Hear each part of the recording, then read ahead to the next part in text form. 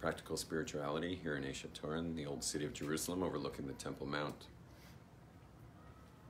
There are two major aspects of finding your purpose on earth. Two major aspects. There's I like to put them in a Venn diagram because these do get confused by people. One is Jewish, that you're a Jewish person, and the other is Jewish. Okay? Is that you're a Jewish person, and these both are really important because you've got this like macro purpose, and then you got this micro. So this is like purpose. You have a macro purpose. You have a micro purpose. Macro and micro purpose, and you got to get them both done in your life. They're both really important to get done.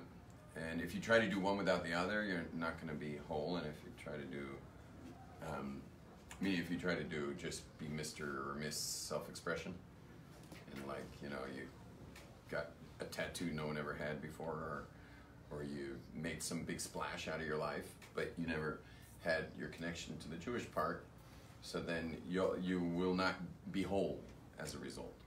If you just say Amen at the right time, and Baruch Hashem when it's appropriate, and Chas v'Shalom 20 times a day, so meaning you do all the Jewish things right, but you never lived your unique purpose, so then you're also not going to be whole. You're going to have, you know, you'll have a check for the Jewish part, but you'll have an X for the individuality part. So you really have to have both. In today's modern times, people's self-expression throughout past history was not really great. Self-expression was held back quite a bit. There was a lot of cultural overtones that were going on in each place, that you were just kind of a guy from France, or you could be a guy from Poland, or you know, you were just some Chinese guy or something. And what's happened over the centuries is people have been emancipated from those cultural overtones in a major way, and individuality has really become paramount. And you see that mostly in the last two generations. I was recently running a program, the Possible Youth Seminar. We were going around the circle, and everyone had to say where they're stuck in life. So, and these were all Hasidic women. So we had, you know, an average age, I say, was 30 to 35, I guess. But there were, you know, different ages from 18 to 70. Anyway, so everyone goes around and said where they were stuck. When we got to the 70-year-old woman, she was only talking about where her husband was stuck with her. Every single aspect of her life where she was stuck had to do with him. Meaning, not his issues, her issues, vis-a-vis how he was being affected. Can you grab this seat over here? It's a nice seat right there. That's your wing. Quick, faster, please. Way too slow. Now,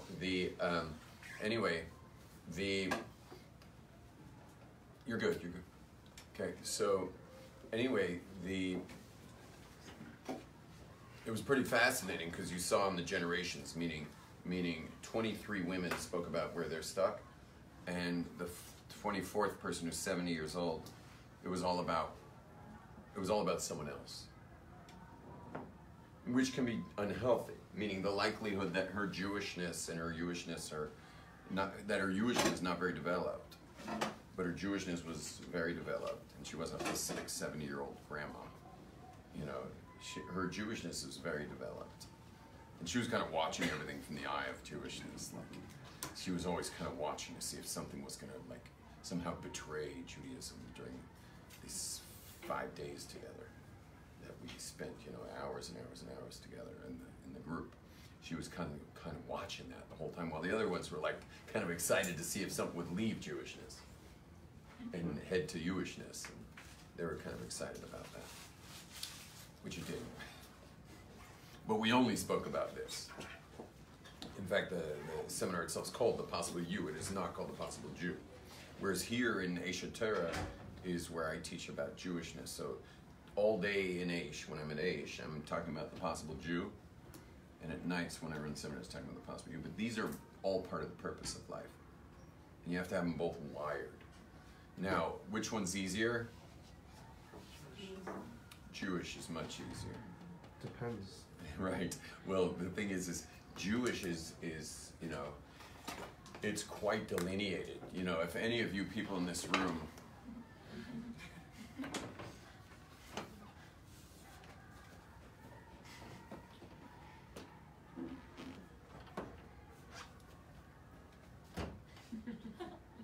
if any of the people in this room would like to align with Judaism, well, we've got like a couple thousand rabbis who'd be happy to help. If on the other hand, you'd like to figure out what you're doing here and what your special purpose is, we have very few people who are going to be able to help you with that. Very few people who are going to be handling that stuff. So I'm going to, in other words, I'm going to finish with this one really quickly. You understand it? We're going to, do you need a table for two? Hi, how you doing? Welcome. There's a table for you right there. You want? Yeah, right there. Next to this nice lady. She's nice. Say hello to each other. Hello. Hello. To her. That's your new partner. Okay. So, be nice to your neighbor. Now,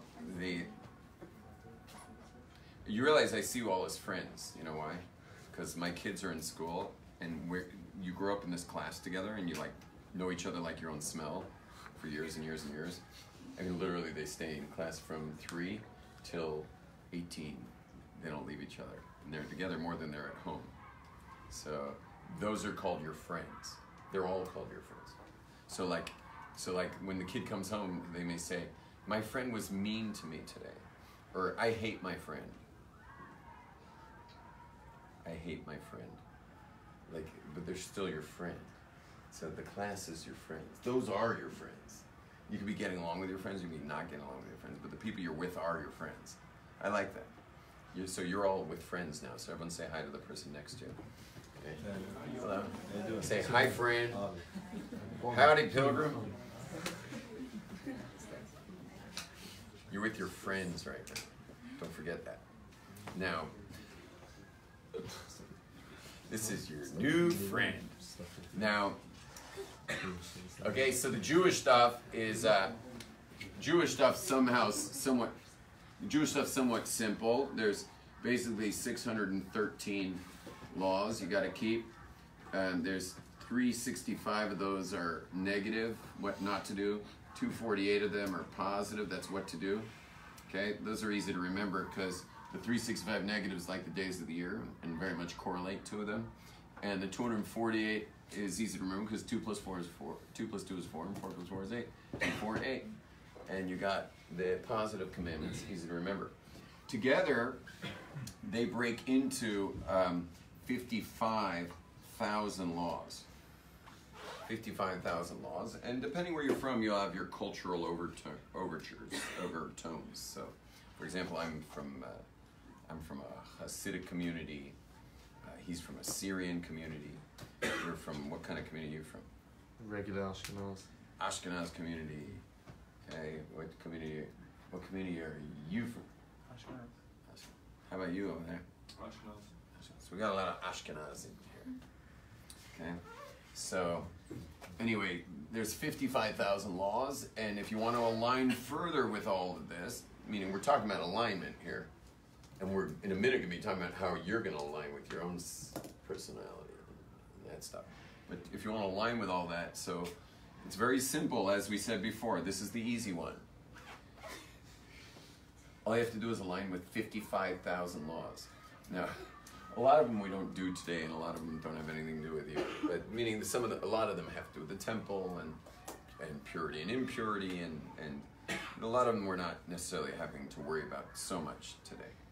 But it's definitely worth aligning with them, and it's also, you know, when you build your building, so we could look at it like this, that the Jewish part is here, and the Jewish part's here, and the earth is here. And this is the building you're building. Okay? And this is the foundations of the building underneath the earth. So, meaning you'll notice like every Jew in this room is showing up a little differently. Like I don't look like that guy, or this guy looks maybe a little more like me because he got his payas, but his are back here. You know, so most of what we're really doing as Jews is underground. It's under the radar. And then there's the you-ish, is, well, what are you building out of yourself? And as we see, and I'm sure you all notice that people who think like not paying any attention to the foundation is fine. For example, the secular world, which is 85% of world Jewry, and I was raised that way too. So people who think you can just build a building without the foundation, you'll notice that they become the Leaning Tower of Pisa, meaning after a while their building kind of looks like that later. And now that doesn't happen to everybody, but it happens to a lot of people. A lot of people have their tower start moving, you know, south. And that's why you'll notice that'll be like divorce or midlife crisis and depression from meaninglessness,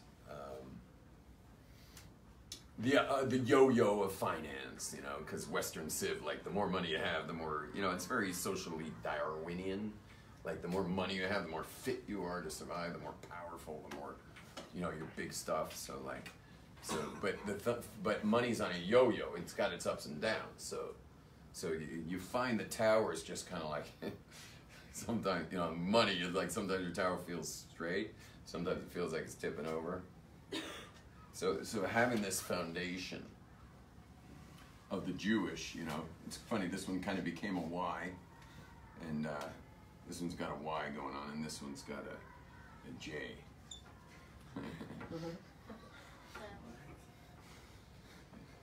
And so they're pretty important.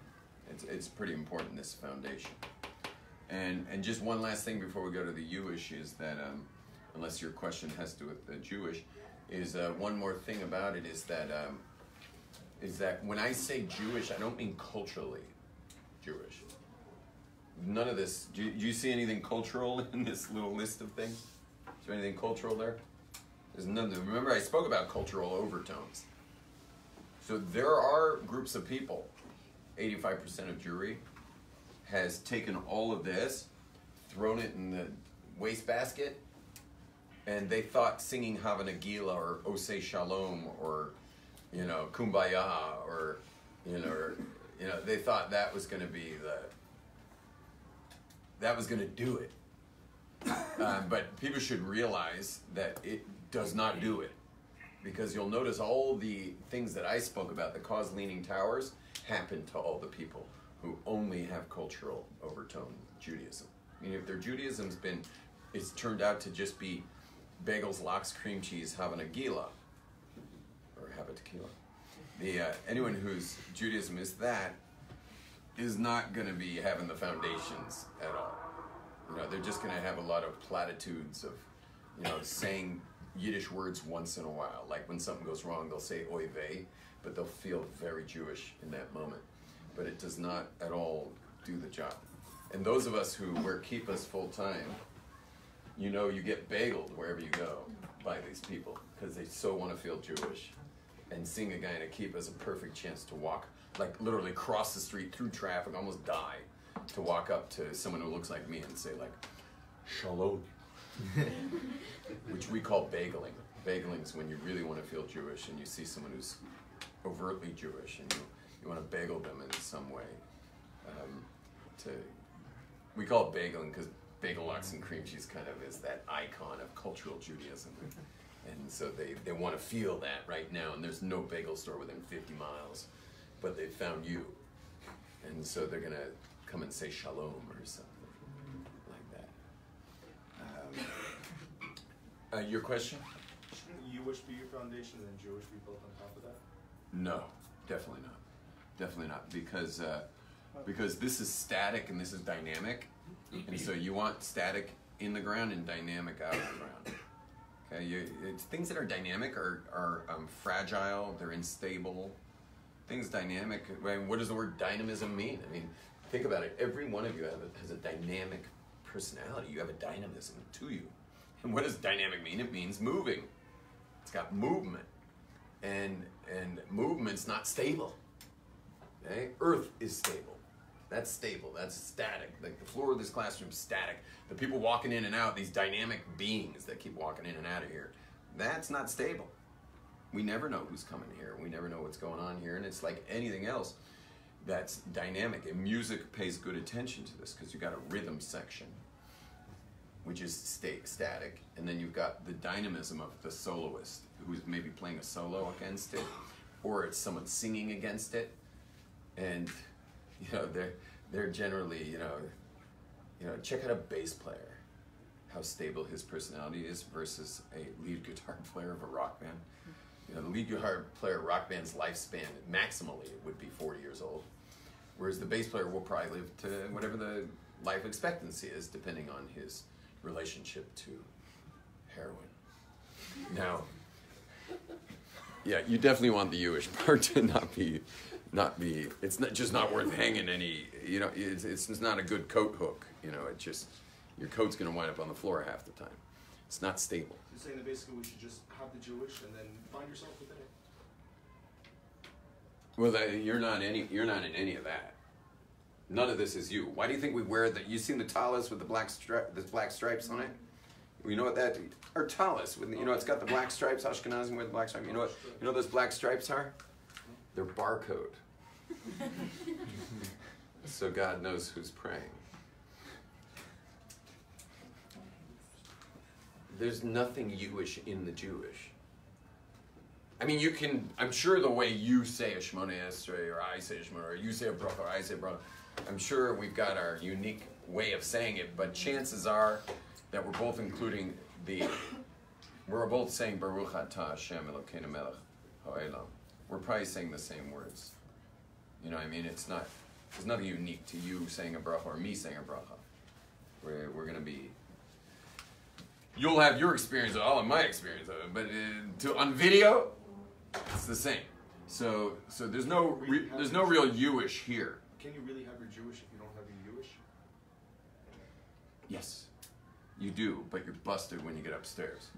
You see, every Jew is born with a hook in their mouth. Okay?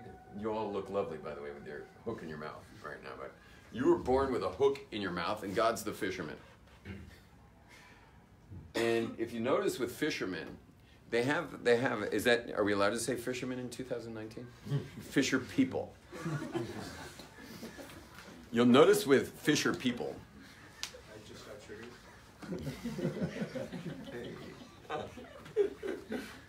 You'll notice with fisher people that they're pretty chill.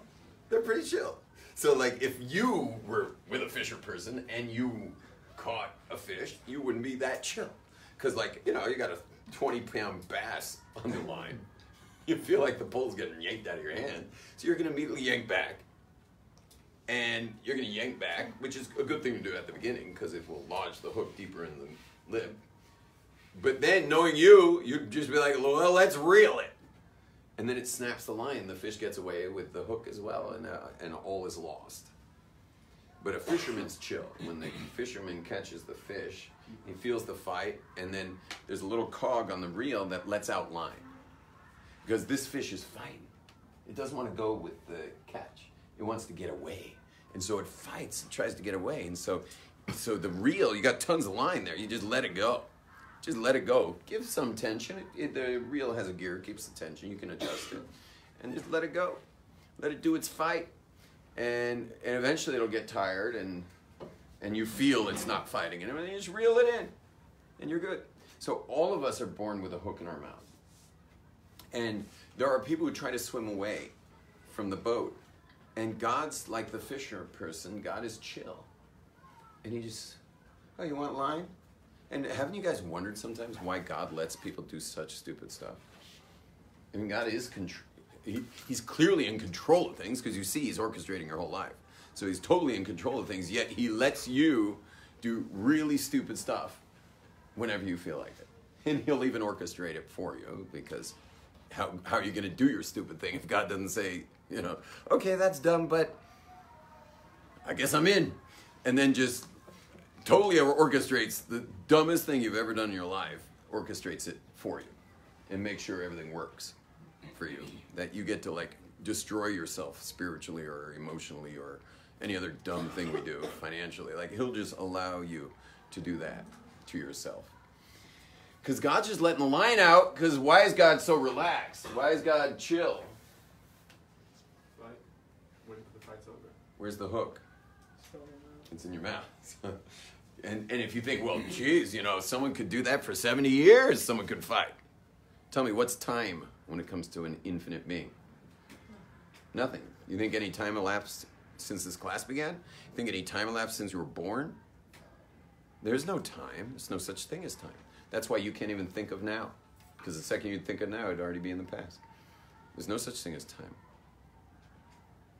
Time is a psychological event. It's your non-event. Time is a psychological non-event that just is your ability to recollect things that happen so that you can project accurately into the future. But other than that, there's only now. And there's only been now, and there's never been anything but now. And God only created now, and that's all that there ever was. There's only been now since the beginning of time. Well, there's no beginning of time because there's only now. But there's always been now. And so there will be zero time elapse from the day you were born to the day you die while you're in this projection here.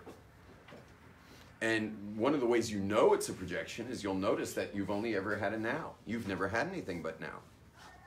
Think about it. Has there ever been a single moment in your life that you've ever had other than now? When you were there, you were only now. The past, you were in the now, right then. Now, of course, some of us blow it, and we're always projecting ourselves away from now, which is a horrible thing to do because it leads to a lot of anxiety and as we spoke about yesterday, way overprotection from the greatness you would achieve if you weren't so, always so, I don't know what the right word is, padded, vigilant, protected. So, but the now is all that's ever been, and the more you stay mindful of that, the more you will be happy and be connected and have a relationship with God ultimately, because any other relationship with God any other relationship with God will be a conceptual relationship with God. Whereas the moment that's now, that is the flow from infinite to finite, is the relationship. That is the relationship. And obviously when someone comes into essentials as a spiritual seeker and they want to find God, so we would tell them that, well, good luck. Good luck. Because, if you want to go find God, you're going to spend a long time trying to do that. And you're going to come up empty-handed trying to find God. It's just not a good idea. It's like if your kids are doing a treasure hunt, but all the treasures are in the house and they all go flying out the door to look for it. But meanwhile, it was the middle of winter. You were not planning an outdoor treasure hunt. It's a snowstorm or blizzard or it's torrential rains out there. You tell your kids, okay, treasure hunt, they all go flying out the door for the first hint. Treasure hunt's inside. Treasure hunt's right here, right now, inside, and the treasure's happening right now. So finding God is a sorry task given to the children of mankind. And having a relationship with God, which is just this moment, and it's great. And this is why I created years ago, it's not my creation, but I stated it in principle, if you're taking notes, and that principle is that the spiritual person sensitizes his or herself to God in the moment. The spiritual person sensitizes his or herself to God in the moment. And what's really cool, this is, a side point, but what's really cool is that when you add the Jewish calendar to this, so then what's happening is it's not just now, it's now Pesach, or it's now Purim, or it's now Shabbos, or it's now Rosh Hashanah, or it's now Tu B'Shvat. And you can like get yourself all hooked up because you'll notice there's all these positives and negatives surrounding that holiday, which means you're like avoiding certain things and then going into certain things. And so between that which you avoid and that which you're doing for that holiday, like you're avoiding chametz, but you're grabbing at the matzahs, or you're grabbing at these 4 cups of wine. And now is now, and that's where God is. But what about doing that in the process of mitzvahs that are time-bound?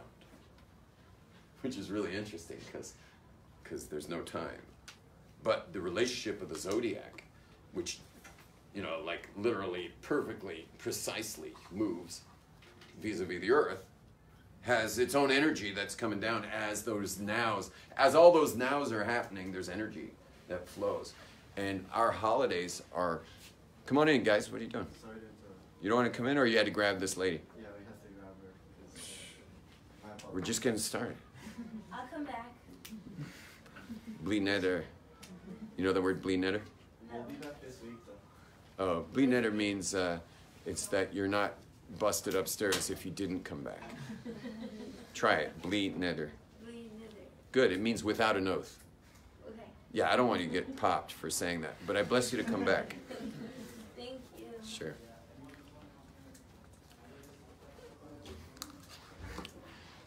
Wow, it's such a pleasure to have people who don't know what bli neder means in this class. We've had this as an outreach organization, all the outreach organizations today have to still pretend we're doing outreach. We just have to. We have no choice. It's like it's either that or close, and there are a lot of people on salary and stuff. So we get very excited when we actually have someone who wasn't raised observant in the classroom, which today, out of every 40 students, are probably 2 or 3. And those of you who are raised, anyone here raised non-observant, you should know that this whole place was created for you. And all the people who are raised observant, today is a chance for you to get the Torah that no one ever taught you, because they generally avoid the Torah we teach here is generally avoided for people raised observant, because it's a whole other set of information that's kept away from people, because Isha Torah is known for asking questions that are and answering questions, but it's a conversation that is intellectually honest, and if you don't know how to have that kind of conversation, so you can actually exclude it from the schools. You know what I mean? Like, we'll just say, as my Yiddish-speaking daughters say, because they've learned over the years, don't ask too many questions in their Hasidic schools, but they say a shailis treif. Is that a thing? A maven yoven. Yeah, sure. Yeah, Shailis treif. somewhat of Christianity now. No questions. Okay, now,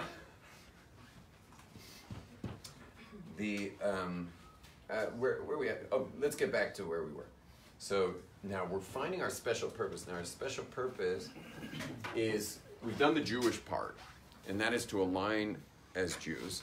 And then there's the Jewish part, is what are you here to do? Now, if you don't know your special purpose at your age right now, if you don't know what you're doing here, so I hate to say it, but you're in trouble. You're going to be a little stuck. You know why? Because, in order to build something, there's a principle. You got to clear the way for building something.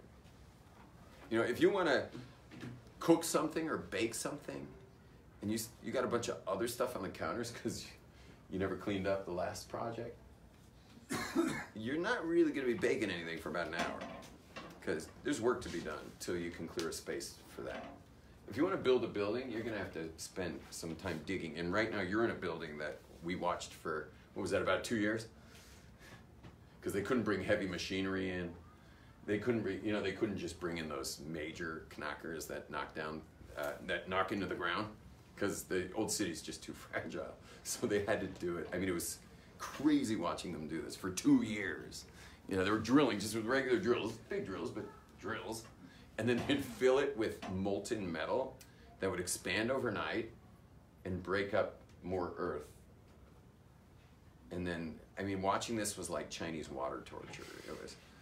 It took so long to create this building. Even now, you'd probably be now you're about ground level. Anything under here, I think that was already underground. And whatever. To find your special purpose, chances are you're going to have to remove the dirty dishes. And what do I mean by that? What I mean by that is what's really important to it is your natural personality. Your natural personality. Now, does anyone in here know what their natural personality is? Meaning not the one that you socialize with and that you're trying to let the world know about, but the actual real one, the one that was given to you by God. Like, do you know what that is? It's not so simple. Not so simple to figure that out. Most people actually, at ages 4 to 12, learn to hate the natural personality because it's not that they don't like the natural personality, it's just that it's so vulnerable. One of the reasons I'm a happy person is that I'm allowing myself full vulnerability all the time. I don't know if you guys notice that, but I let myself be very vulnerable because I've embraced that natural part of me that's from childhood. And I mean, you're talking to someone who, I was this macho surfer punk, surfed for 6 to 8 hours a day for 12 years straight all around the planet. And I hadn't cried, I don't think, in 20 years. Like, I was the polar opposite of vulnerability that the natural personality child has. So it took me a while to kind of find myself. I had to break through a lot of layers to get to that natural self. But unfortunately, that's part of the work. And as I was saying before, this is the hard work. This may take a lot of surrendering to your tribal traditions, which is work. That's work. Surrendering yourself. Because think about it, the only thing between you and this is your ego. Here, it's kind of also true. The only thing between you and your natural personality is also your ego. Because think of what is your personality today, if not a fortress? Is it not a fortress around your heart? Meaning the vulnerable heart? Isn't your personality today just a fortress?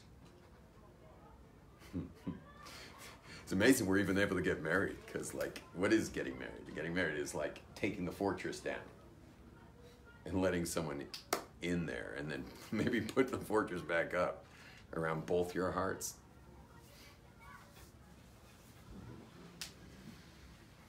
But our personality today is way fortified, and we are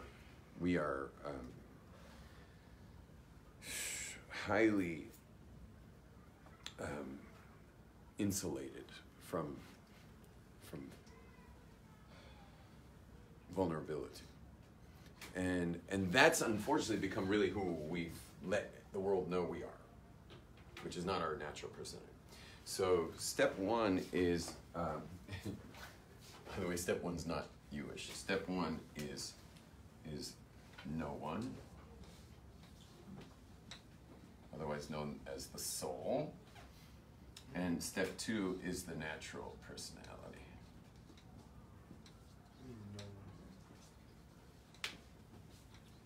So we'll put it in steps. Step one is no one, step two is natural personality. What no one means is that's the strip down. That's the meaning you got to take all that personality and scrape it until you're down to no one. Once you're down to no one, which is a courageous place to be, being no one. And it just happens that when you finally get to no one, when you can actually allow yourself to be stripped down to no one, what happens when you get to no one is you realize no one's really someone. Who is that someone? You talking about ego here? Yeah. Yeah. And who is that someone? That someone is the soul. But what's funny about it is there's nothing unique about it. Like, what's the difference between yours and mine? Nothing. And so, one of the beauties of being no one is it takes you off the scale of comparison. Meaning, I don't care what I do. meaning, if I'm someone, so then I'm someone compared to you. Smarter, dumber, I'm either smarter or dumber than you, more capable, more handsome, less handsome, stronger, weaker. Understand, you're in a world of comparison. When you're in the someone part of yourself, you've entered the world of comparison, and once you're in the world of comparison, connection is going to be difficult or impossible. Can you repeat that one? Yeah, if you're in the someone version and therefore you're automatically put in a position There's no real connection. of competition of some way. I mean, in every way, really, every single aspect about yourself is either going to be up on a scale of higher or lower than the person you're with, and that will automatically make connection impossible, because it's just like, let's say I'm dumber than you, yeah, and you're smarter than me, so you're going to have to put up with me, and I'm going to have to put up with you. You have to put up with hanging out with a dumber guy. And I got to put up with kind of feeling dumb when I'm around you. But it's worth it to be connected to each other. So you're automatically, in all relationships, you're in some level of compromise. And so, whereas when and it might be a beautiful thing, like, hey, our connection's worth the compromise. But but when you're coming from the soul place, wow. I mean, you become a sea of love.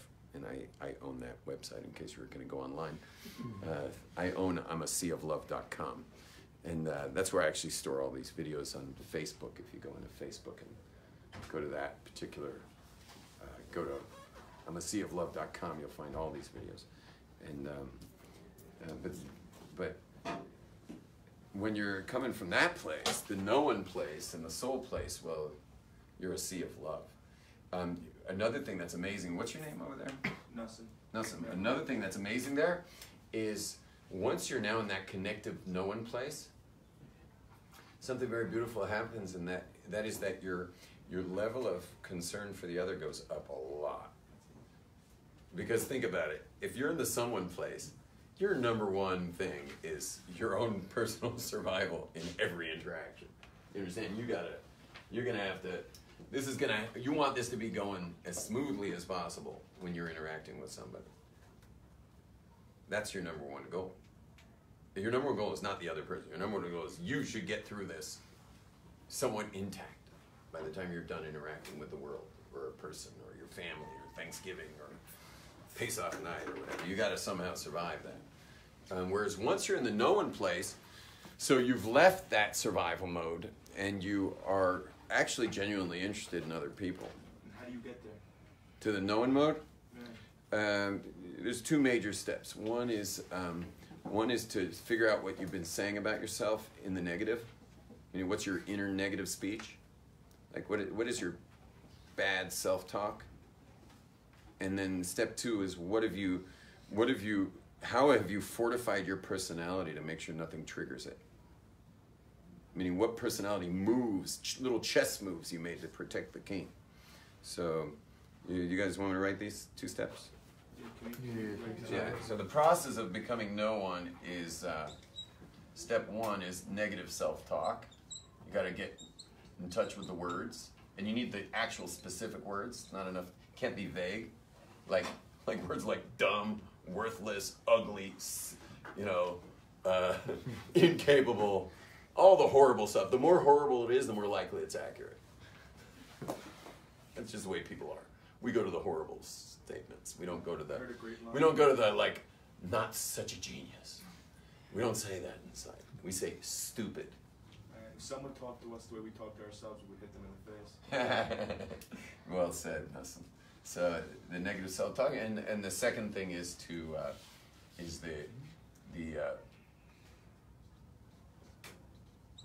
the the fortress, or we'll say the chess moves, the personality chess moves you've made.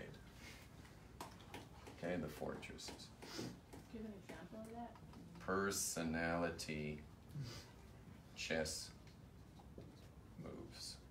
Can you elaborate on that? Well, I'll give a quick example, but I don't want to go too deep into there because you asked about purpose of life. So the negative self-talk would be like weak and worthless. Okay, a personality chess move would be independent. I don't need nobody. But you have to get rid of those things, completely rid of them.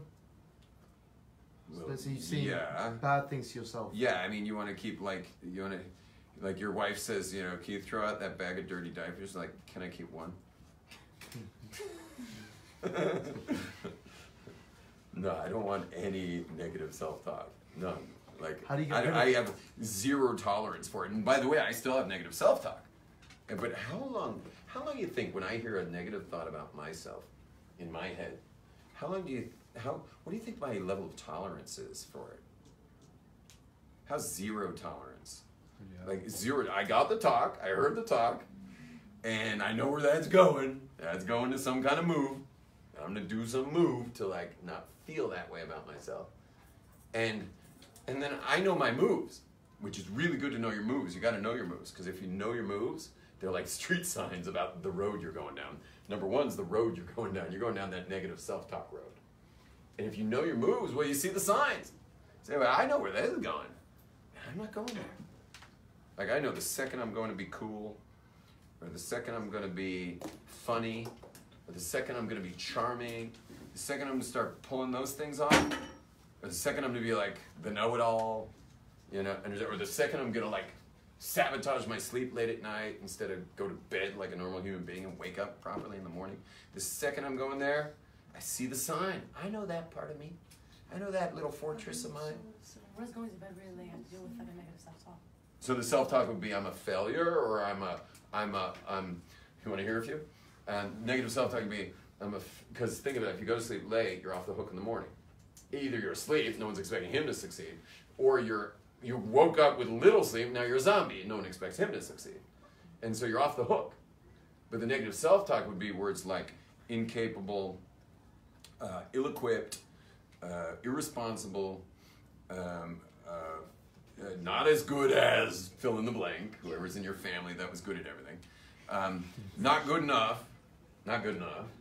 Whatever, it goes on and on and on. Idiot, you know, incompetent, a bunch of stupid things. A bunch of dirty diapers in that bag. And then, of course, now there's other people, they're going to go to bed at 9. And they're going to be up at 5. And they're going to workaholic their way through life. You understand? They're going to overachieve their way through life because that's their chess move. And that's called fight. When it comes to failure, I'm a flight. I just stay up real late watching YouTube, intellectual dark web stuff, you know. And Jordan Peterson versus Sam Harris, you know, for the next 2 hours, you know. So I go like full sabotage, so that I'm a zombie the next day, or I'm asleep. More likely the second one. Anyway, those are my moves. But when it comes to the fear of rejection, being unloved, unlikable, and all those things, I'm a fighter. Like, I'm going to be charming, I'm going to be cool, I'm going to be, you know, the guy. So it depends on your fears, how you relate to your fears. Okay? When you say fortress, when you take down the fortress, that's what you consider vulnerability? Well, yeah, that's when you come to no one, you're now vulnerable, but vulnerable means penetrable. And penetrable means there's a chance now for relationship, and there's also a chance now for compassion. Constructive criticism also? What? Criticism also? That's what we're scared of. Criticism would be great. And you get compassion, and you're evolving. Now you're actually a human becoming rather than a human being who's stuck. You're actually a human becoming. Because you're malleable, because you're not. You know, of course, it always hurts to get criticism from anybody, but you're much more likely to accept it at least an hour later, after you blew on it for a while. just get sting less. But your chances are you'll move to that criticism if you're coming from that no one place. That's a good thing. It's a very good thing. Everything's good about no one, and nothing's good about someone. Okay, nothing's good about someone. Someone is a disaster. It's a nuclear blast that just takes everyone's hair out. But you shouldn't be Yeah. someone. What? You shouldn't be somebody. I mean, we've been on this for 10 minutes. That's your question. Being someone. No, you should be no one. Go be There's yourself. no one. And you want to, if you do want to be someone, so there's a mantra if you want to hear it. When you're in the no one stage, you ready for this? For personal purpose? There's a mantra. Ready for this? You'll do it with me, but I'll teach it to you first. Whoever God calls me into being, I am. Whoever God calls me into being, I am. See, I'm no one. But right now, some lady cannot reach the overhead compartment to close it. And I'm sitting close by, or I'm the only one paying attention at least. Well, that's me. You know who I am? I'm an overhead compartment closer. That's who I am. And then I land and I get home and all my kids haven't seen me in 2 weeks. By the way, I'm leaving Thursday for 2 weeks. Kids haven't seen me in 2 weeks. I am father. I am this loving father. And because that's who God's calling me into being. Of course, my wife's looking at me the whole time like, when do we get to also say hello? And then I'm husband. And then, that's husband time. My kids are already used to that. They know they're all going to get hugs. I'm going to schlep my bags into the room and let my wife put all the gifts inside that she bought in Israel. And because I never have time to shop. And then, we put all the presents into my suitcase. But I'm loving husband. And right now I'm a teacher. And right now I'm out of here because the band is here.